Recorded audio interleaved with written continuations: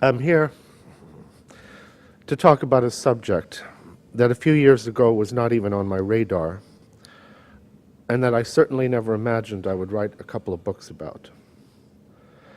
When I moved from New York to Europe in 1998, my plan was actually to write a book celebrating Amsterdam and the Netherlands. I had first visited the country a year earlier and had returned several times since. I was enchanted by it, and I really had the impression that the Dutch had come closer than anyone else to attaining the complete secular liberal democracy that my own country's founders had envisioned. I had never seriously thought of moving abroad, but I did. And within a few weeks of that move, I discovered that there was trouble in paradise. That indeed there was trouble throughout most of Western Europe. For when you strayed just slightly off the tourist path, you found yourself in a different world. Now, I'm from New York City, so I know what a North American immigrant neighborhood looks like. My father grew up in one. Immigration made North America what it is. Out of the immigrant neighborhoods of New York came the men and women who created Hollywood, who wrote the Great American Songbook, who made extraordinary contributions to modern science, technology, and much, much else. That's not what I'm talking about here. No, what I saw in Amsterdam, raise my voice? Even higher. What I saw in Amsterdam, what I saw in Amsterdam,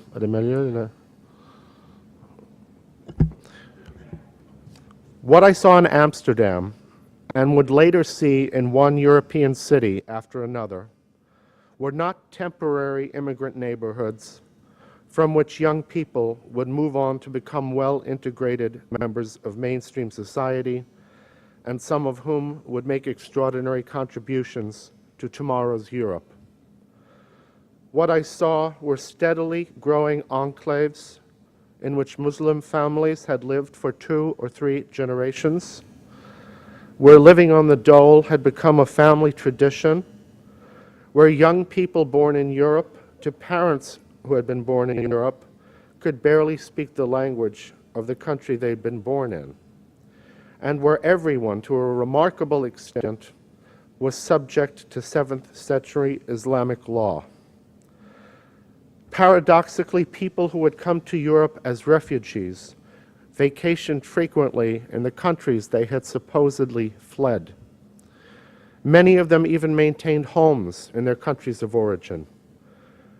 They had come to Europe as peasants, but now, thanks to the generosity of European welfare states and the radically different costs of living between Europe and the Muslim world, they were rich back in their home villages, employing servants and in some cases owning slaves that had been purchased with European taxpayer money. In these communities, you could find families who were collecting every possible form of welfare largesse available in their adopted country, including child support for children who did not exist, and disability benefits for people who were as healthy as a horse. You could find men who had one wife in Europe and 2 or 3 others back in the old country. And you could find parents whose children were nowhere to be seen because even though they were citizens of a European country, they were attending madrasas thousands of miles away, where they learned about nothing but the Quran and Sharia law, and nothing certainly about individual liberty, sexual equality, secular government, or critical thinking, except perhaps that all these things were utterly contrary to the will of Allah. And you could find girls barely into their teens who had been married back in the old country to an illiterate first cousin of theirs who, under the family reunification laws, had been able to move to Europe and would eventually secure that most precious of possessions, a Western passport. But the most important thing of all that you could find in these communities was a widespread rejection of Western freedoms. With few exceptions, these communities were under the thumb of mullahs and imams and family patriarchs who despised European values, which, after all, not only were radically un-Quranic, but also directly threatened those men's power.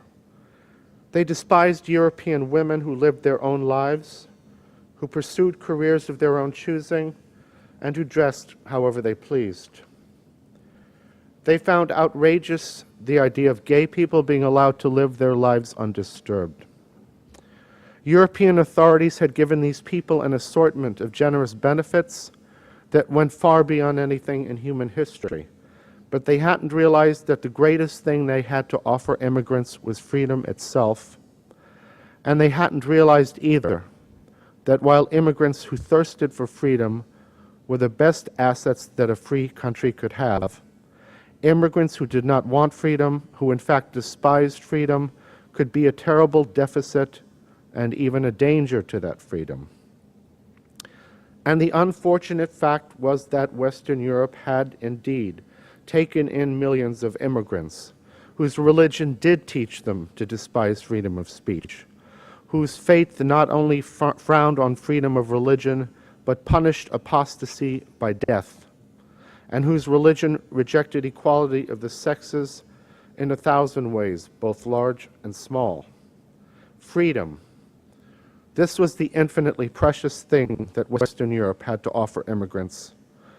But Western Europe's own leaders, its politicians, bureaucrats, journalists, and cultural elite were blind to that fact. Indeed, freedom was the one thing Western European authorities refrained from extending to those individuals within Muslim communities who really wanted it.